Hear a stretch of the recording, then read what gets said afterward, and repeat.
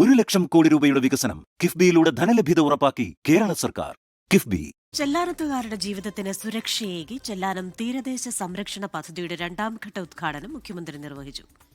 6 kilometre നീളത്തിൽ സംരക്ഷണ പാത ഒരുക്കും. 404 കോടി രൂപയാണ് 2ാം ഘട്ട പദ്ധതിക്കായി കിഫ്ബിയിൽ നിന്ന് അനുവദിച്ചിരിക്കുന്നത്.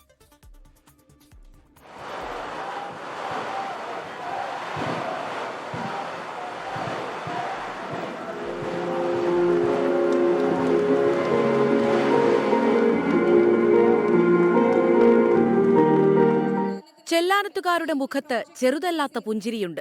വർഷങ്ങളായി അനുഭവിച്ച ദുരിതം മാറിയിരിക്കുന്നു. ചെല്ലാനം തീരദേശ സംരക്ഷണത്തിന്റെ 1ാം ഘട്ടം അത്ര വലിയ സുരക്ഷയാണ് നാട്ടുകാർക്ക് സമ്മാനിച്ചത്. ഒപ്പം ടൂറിസം സാധ്യത കൂടി അവിടെ വളർന്നുകഴിഞ്ഞു.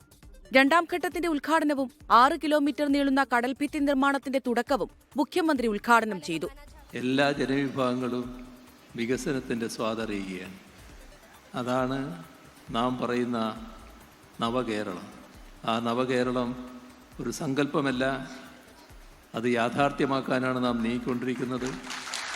എല്ലാവരും ആ കാര്യത്തിന് വലിയ പിന്തുണയാണ് ഇതേവരെ നൽകിയിട്ടുള്ളത്.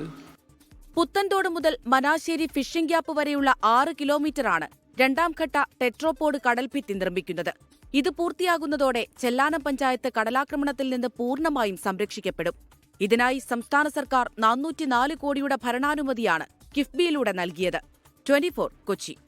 ലോകത്തെവിടെയായാലും ഏത് സമയത്തും 24 വാർത്തകളും ഓഗ്മെന്റഡ് റിയാലിറ്റി പാക്കേജുകളും എക്സ്പ്ലെയിനറുകളും വിശദമായി കാണാൻ ഞങ്ങളുടെ യൂട്യൂബ് ചാനൽ നിങ്ങൾക്ക് സബ്സ്ക്രൈബ് ചെയ്യാം.